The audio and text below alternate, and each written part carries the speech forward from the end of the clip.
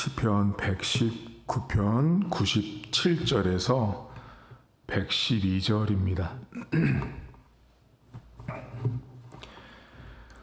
내가 주의 법을 어찌 그리 사랑하는지요. 내가 그것을 종일 작은 소리로 읊조리나이다. 주의 계명들이 항상 나와 함께 하므로 그것들이 나를 원수보다 지혜롭게 하나이다. 내가 주의 증거들을 늘 읊조림으로 나의 명철함이 나의 모든 스승보다 나으며 주의 법도들을 지킴으로 나의 명철함이 노인보다 나으니이다. 내가 주의 말씀을 지키려고 발을 금하여 모든 악한 길로 가지 아니하였사오며 주께서 나를 가르치셨으므로 내가 주의 규례들에서 떠나지 아니하였나이다. 주의 말씀의 맛이 내게 어찌 그리 단지요. 내 입의 꿀보다 더 다니이다. 주의 법도들로 말미암아 내가 명철하게 되었으므로 모든 거짓 행위를 미워하나이다. 주의 말씀은 내 발의 등이요 내 길의 빛이니이다. 주의 의로운 규례들을 지키기로 맹세하고 굳게 정하였나이다. 나의 고난이 매우 심하오니 여호와의 주의 말씀대로 나를 살아나게 하소서. 여호와여 구하오니 내 입이 드리는 자원 제물로 받으시고 주의 공의를 내게 가르치소서. 나의 생명이 항상 위기에 있사오나 나는 주의 법을 잊지 아니하나이다. 악인들이 나를 해하려고 올무를 놓았사오나 나는 주의 법도들에서 떠나지 아니하였나이다. 주의 증거들로 내가 영원히 나의 기업을 삼았사오니 이는 내 마음의 즐거움이 됨이니이다. 내가 주의 율례들을 영원히 행하려고 내 마음을 기울였나이다. 아멘.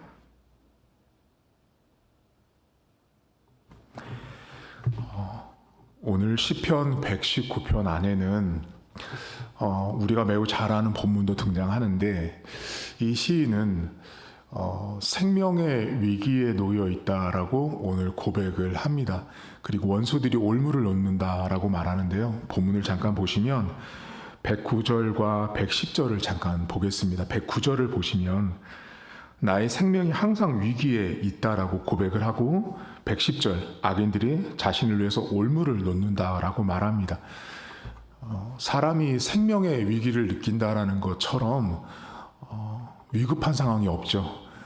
그러니까 지금 오늘 우리가 읽은 본문을 우리가 이 배경적으로 보실 때 최소한 이 시인은 생명의 위기를 느끼고 있는 상황이다라는 거, 그리고 이 시인을 죽이려고 하는 덫이 사방에 놓여 있기 때문에 이 사람은 매우 힘든 상황이다라는 걸 알 수 있어요.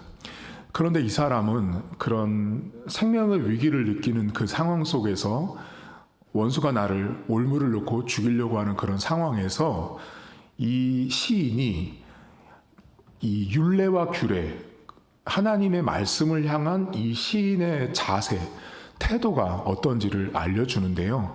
112절을 보시겠어요? 이 사람 이렇게 말합니다. 내가 주의 율례들을 영원히 행하려고 내 마음을 기울였다라고 나옵니다.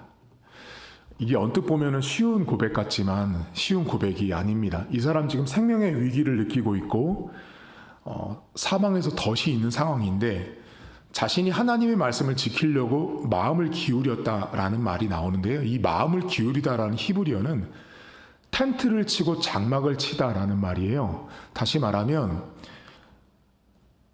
우리가 집에 들어가면 여러분 이렇게 안식을 취하고 살잖아요. 잠도 자고. 집이라는 곳이 그런 것이잖아요. 그러니까 이스라엘 백성들에게 천막은 텐트를 친다라는 건 그런 뜻이에요. 떠나지 않겠다라는 거예요. 여기서 영원히 살겠다, 이 집에서 살겠다라는 의미예요. 그러니까 지금 이 사람이 주의 율례를 향해서 내 마음이 기울어졌다라는 건 하나님의 말씀에 인생의 텐트를 치고 인생의 집을 짓고 끝까지 변함없이 살겠다라는 말이에요. 생명의 위기가 오고 사방에서 덫이 있는 상황에서 그는 여전히 그 말씀이라는 곳에 자신의 인생의 텐트를 칩니다. 우리는 여러분 누구나 위기가 오고 사방에 덫이 있을 수 있어요. 그런 인생이 없는 사람은 제가 보니까 없더라고요. 모두가 다 그런 인생의 위험한 것들, 어려운 상황들, 내가 극복하기 어려운 일들이 있어요. 그때 우리가 가만히 나를 돌아보면 내가 과연 그런 상황에서 나는 어디에 마음을 기울이나라고 한번 물어보셔야 돼요. 우리는 어느 쪽에 텐트를 치고 안전함을 우리가 구하고 찾는지를 보면 이 시인과 약간 대조가 될 수 있는 우리의 모습이 보이는데, 이 사람은 지금 텐트를 치는 것을 넘어서서 더 놀라운 고백을 하는 게 나와요. 그게 몇 절이냐면 오늘 시작했던 97절부터 다시 한번 보세요. 이 사람 이렇게 말하거든요. 내가 주의 법을 어찌 그리 사랑하고 그것을 종일 읊조려요. 99절 보세요. 내가 주의 증거들을 늘 읊조려요. 하루 종일 하나님 말씀을 묵상하고 생각하고 암송하고 있는 거예요. 언제요? 생명의 위기가 있잖아요. 사방에 덫이 있는데 하나님 말씀을 읊조려요. 여러분 되세요? 이거 안 됩니다. 이게 성경에 나와 있어서 이 시인을 우리가 그냥 이 성경을 읽고 있지만, 지금 이 사람이 시를 고백하는 건, 이 시편은 철저하게 개인적인 체험에서 비롯된 기록이에요. 그러니까 이 사람이 그냥 그러니까 성경에 나온 시편은 그냥 이렇게 쓴 시가 아니고, 우리가 낙엽 떨어지는 거 보면서 막 시를 쓴다고 하잖아요. 그런데 시편은 철저하게 이 시를 기록한 사람의 100% 자신의 체험과 경험에 바탕한 기록이에요. 다르죠, 조금. 그러니까 이 사람은 진짜로 자신의 생명의 위기를 겪고 있고 사방에 덫이 있는데, 그런 상황에서 하나님의 말씀 위에 인생의 텐트를 쳤고, 그 상황 속에 그는 하나님 말씀을 고난 속에서, 생명의 위기 속에서 읊조리고 있는 거예요. 한번 여러분에게 여쭤볼까요? 여러분 성도님들 어려운 일 겪으시죠? 어제도 혹은 또 이번 주도 어려운 일을 겪을 수 있을 때 여러분 마음속에서부터 이렇게 입에서부터 하나님 말씀이 읊조려지세요? 저는요 못 만나봤습니다. 이런 인생을. 없어요. 고난이, 내가 생명의 위기를 느끼고 사망에서 나를 힘들게 하는 상황인데 내가 하나님의 말씀을 읊조린다? 어렵습니다. 여러분 이스라엘 백성들이 40년 동안 광야 생활을 하잖아요. 그때 이 사람들 그런 고난도 없는 거예요. 근데 그 사람들 성경에 보면 뭐라고 나오는지 아세요? 그 사람들 고난 받을 때 계속 했던 말이 불평이에요. 원망하고. 어느 정도로 불평하고 원망했냐면 장막에서도 여호와 하나님을 원망하더라, 이렇게 나와요. 성경에 보면. 그러니까 고난이 오잖아요. 그러면 이스라엘 백성들의 모습이 곧 우리의 모습이거든요. 고난이 오고 생명이 어려운데 이 사람처럼 하나님의 말씀을 읊조린다. 이 쉬운 일이 아닌 거죠. 근데 우리가 한 가지 여기서 배워야 되는 게 있는 거죠. 고난 앞에 하나님의 말씀을 읊조리고 있구나. 그럼 결과적으로 이 사람은 하나님의 말씀을 항상 늘 붙들고 늘 암송하고 늘 마음에 되새김질하고 있었던 사람인 거죠. 그러려면 어떻게 해야 돼요? 늘 제가 여러분에게 말씀드리듯이 성경을 알아야죠. 성경을 읽고 성경을 알아야 그 성경을 읊조릴 수가 있다라는 거예요. 근데 이 사람 자신이 그렇게 읊조리다 보니까 그 말씀이 갖고 있는 엄청난 위력과 파워를 말을 해주거든요. 몇 절 보시냐면 99절과 100절 보세요. 내가 주의 증거들을 늘 읊조림으로 나의 명철함이 나의 모든 스승보다 낫고 주의 법도를 지킴으로 나의 명철함이 노인보다 낫다라고 말해요. 여기 두 가지를 얘기하죠. 스승보다 낫고 노인보다 낫대요. 여러분 우리가 스승보다 나을 수 없어요. 노인보다 나을 수 없어요. 왜요? 인생을 살면서 스승이라는 분과 노인이라는 분은 인생의 많은 경험들을 거쳐왔잖아요. 그러니까 어른들의 말을 들으면 우리나라도 그러잖아요. 자다가도 떡이 떨어진다는 말 하잖아요. 그러니까 어른들의 말을 들으면 인생을 적게 사는 우리보다는 더 지혜도 있고 또 판단력도 있고 우리보다 나은 거죠. 근데 지금 시인은 무슨 말을 하냐면 내가 스승보다 낫다, 내가 노인보다 낫다라고 말해요. 왜 그러죠? 이 사람 지금 그 하나님의 말씀을 믿고 읊조리고 있기 때문에 스승보다 나은 거예요. 하나님의 말씀을 읊조리고 있기 때문에 노인보다 나은 거예요. 이걸 다른 말로 바꾸면 이렇게 바꿔야 돼요. 스승이 하나님보다 앞서지 못하고 노인이 하나님보다 앞서지 못한다라는 말을 하는 거예요. 바꿔 말하면 하나님을 앞서는 스승이 없는 거죠. 하나님을 이길 수 있고 하나님의 지혜와 능력을 압도할 수 있는 노인도 없는 거예요. 다시 말하면 스승이고 노인인 이 인간이 하나님을 앞서고 하나님을 이길 수 있는 지혜가 없다라는 거예요. 여러분, 우리가 이렇게 늘 읽고 묵상하고 있는 이 말씀은 스승보다도 뛰어나고 노인보다도 탁월합니다. 근데 사람들이 여러분 어때요? 지금 이 사람 잘 보세요. 분명히 생명의 위기를 느끼고 있고 사방에 덫이 있어요. 그럼에도 불구하고 이 사람은 지금 거기를 마음을 기울여서 말씀 위에 텐트를 쳤어요. 그리고 그 말씀을 항상 읊조려요. 그러다 보니 이 사람 스승보다 낫고 노인보다 나아요. 이 사람. 그런데 이 사람 무슨 말을 하냐면 어디 보시냐면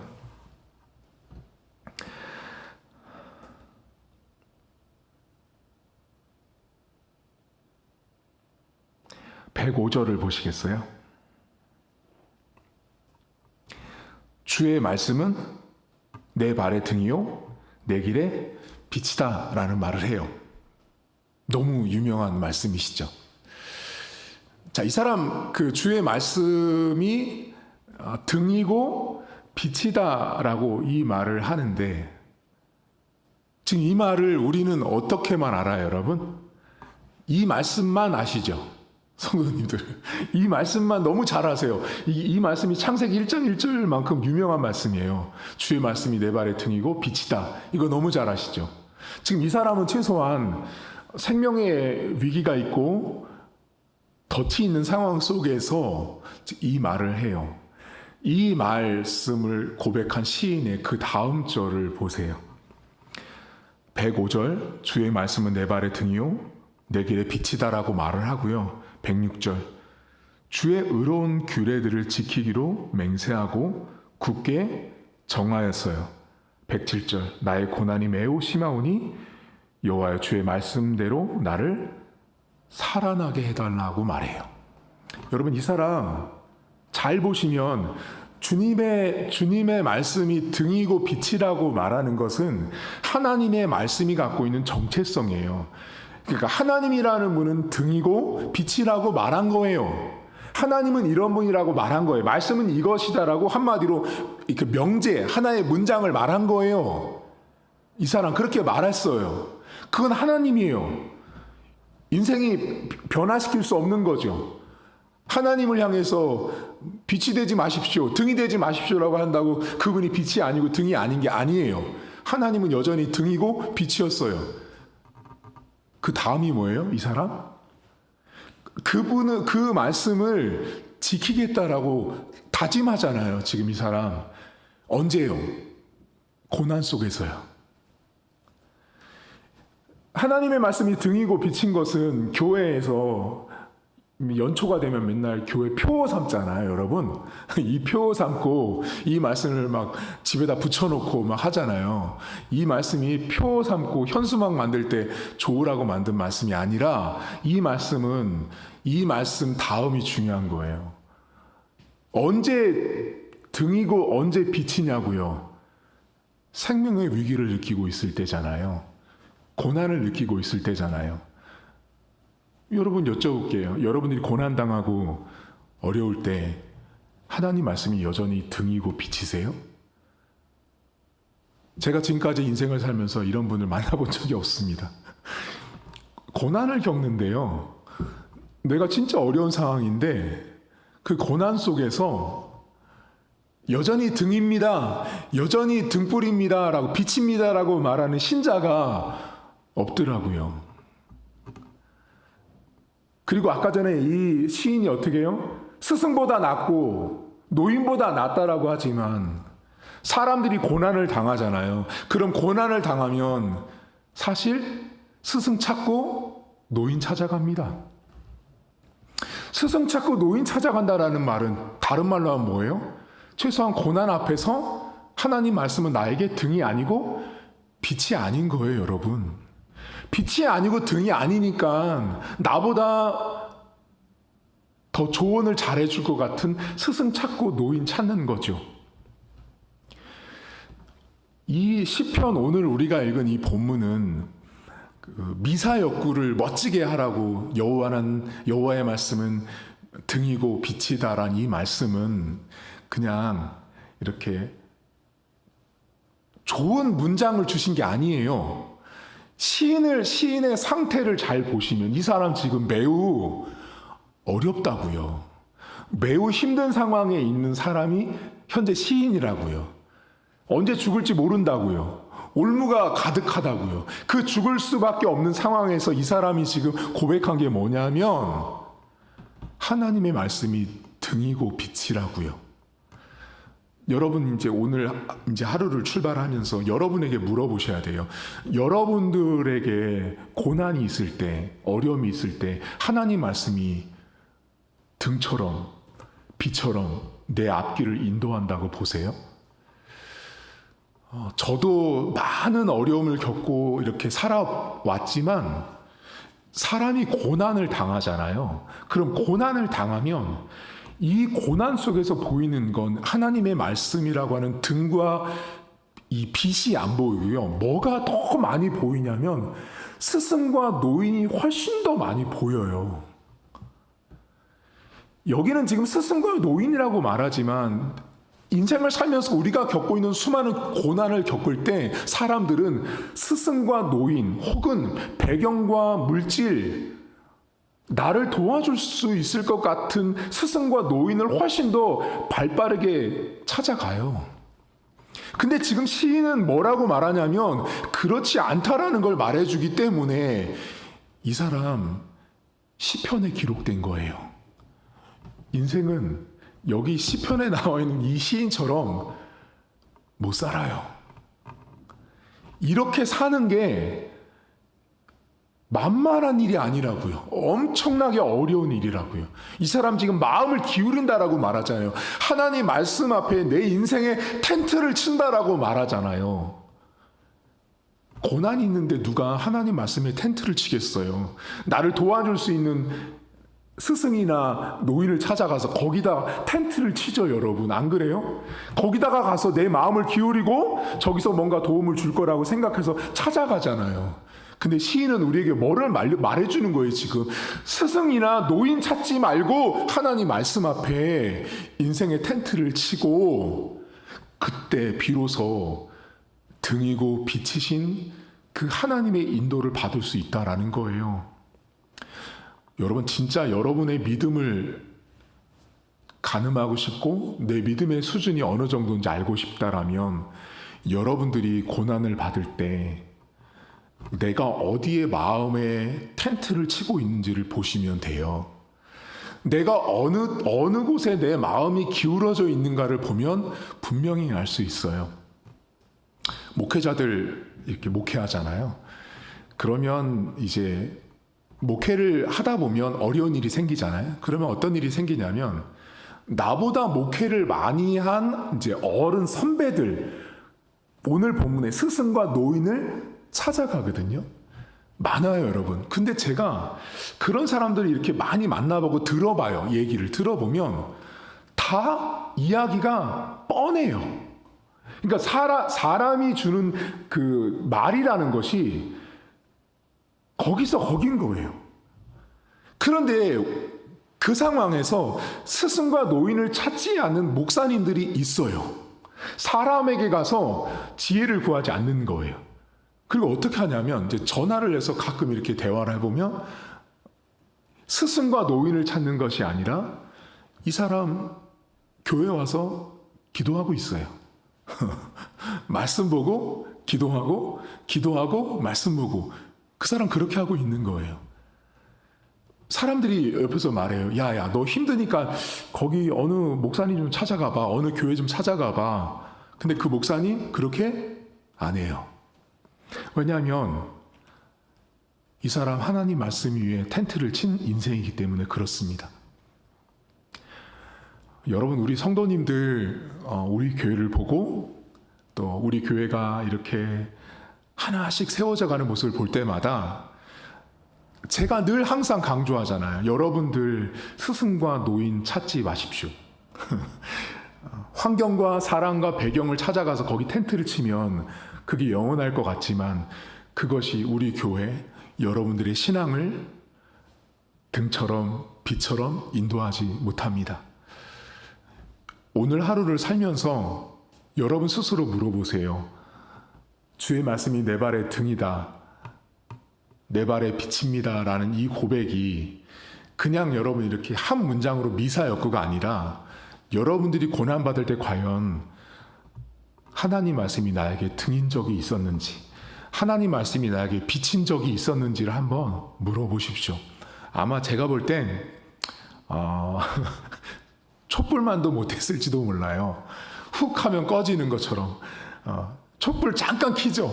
그러다가 바람불 훅 꺼지듯이 처음에는 그래 목사님이 고난이 오면 오늘 시인처럼 생명의 위기가 오고 덫이 있는 상황에서 이 시인처럼 하나님 말씀에게 기울여서 텐트를 치는 것처럼 의지하라고 했어. 스승보다 노인보다 낫다고 했어. 근데 이렇게 어떻게 보면 가만히 보잖아요. 그러면 촛불 잠깐 켰다가 고난이 한번 훅 부딪히면 그 불 다 꺼지더라고요. 여러분 오늘 여러분 스스로에게 한번 물어보세요. 나는 과연 얼마나 하나님 말씀에 그분이 등이고 그분이 빛이라는 걸 내가 믿고 있는지. 스승보다 나으신 분이 하나님이시고요. 노인보다 나으신 분이 하나님이라는 사실을 기억하십시오. 오늘은 하나만 실천하세요. 사람 찾지 마세요. 어려움이 있을 때, 고난이 있을 때 사람 찾지 마세요. 그게 오늘 성경이 알려주는 진리예요. 스승보다 낫고 노인보다 나은 하나님.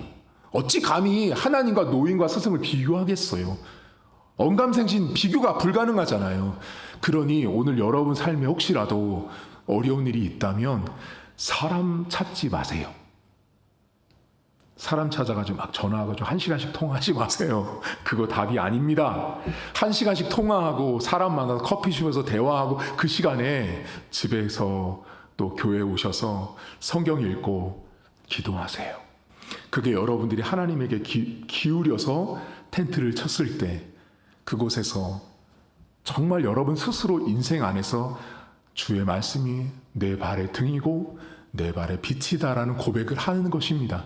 하나님 말씀이 등이고 빛인 건 평범할 때 드러나지 않아요. 내가 고난 속에서 이 말씀이 진짜 등이고 빛인 것을 드러내는 하나님의 백성으로 오늘을 살아갈 수 있기를 주님의 이름으로 축복합니다. 하나님 아버지, 사람들이 주의 말씀은 등이고 빛이다라고 매우 잘 아는 말씀이 있습니다. 이 말씀 암송도 많이 하고 교회 표어도 만들고 현수막도 만들지만 이 사람 이 말씀 고난 속에서 했던 말입니다. 그리고 그 고난 속에서 그 말씀을 지키겠다라고 다짐까지 하는 사람입니다. 하나님 아버지, 우리는 고난이 오거나 어려움이 오면 스승을 찾고 노인을 찾습니다. 한마디로 당장 눈앞에 보이는 쉽게 잡을 수 있는 사람 찾을 때가 훨씬 더 많습니다. 눈에 보이지 않는 하나님, 잡히지 않는 하나님을 찾고 말씀을 읽어서 무슨 소용이 있을까? 기도를 해서 무슨 소용이 있을까? 할 정도로 우리는 오늘 성경에 나온 시인처럼 고난 앞에 살지 못할 때가 훨씬 더 많습니다. 하나님 오늘도 고난이 없는 사람은 없습니다. 다 어려움이 있고 고통이 있습니다. 그때 그 고난 속에서 하나님의 말씀이 등이 되고 빛이 되고 있는지를 한번 스스로 물어보길 원합니다. 잠깐 켰다가 꺼지는 촛불처럼 사라지고 마는 그런 내 안에 작고 작은 나만의 의지가 아니라 진정으로 하나님의 말씀이 스승보다 낫고 노인보다 낫다라고 하는 하나님의 그 정체성, 등이신 정체성, 빛이신 하나님의 정체성을 내가 온전히 믿고 그 하나님을 믿고 의지하고 그 말씀을 지키겠다라고 다짐하며 하루를 살아가길 원합니다. 하나님, 성도들 가정에 혹시라도 무슨 고난이 있습니까? 무슨 고통이 있습니까? 넘어서야 하는 생명의 위기처럼 내가 감당해야 되는 어려움이 혹시라도 있습니까? 그때 우리 성도들에게 하나님께서 등과 빛으로 함께 하시는 주의 말씀을 우리 성도들이 붙잡게 하옵소서. 사람 찾아갈 시간에, 사람 만나서 대화할 시간에, 사람 만나서 통화할 시간에, 사람 앞에서 불평하고 원망할 시간에 말씀 한 장이라도 읽고 그 말씀을 읊조리며 그 말씀 때문에 스승보다 뛰어나고 노인보다 뛰어난 하나님을 더 의지하는 오늘 하루가 될 수 있도록 도와주셔서 주께서 오늘 고난 속에 정말로 하나님의 말씀이 등이었습니다. 정말로 하나님의 말씀이 빛이었습니다라를 고난 속에서 고백하는 우리 성도들의 하루가 될 수 있도록 은혜를 베풀어 주옵소서. 감사드리며 예수님의 이름으로 기도하옵나이다. 아멘. 하늘에 계신 우리 아버지, 아버지의 이름을 거룩하게 하시며 아버지의 나라가 오게 하시며 아버지의 뜻이 하늘에서와 같이 땅에서도 이루어지게 하소서.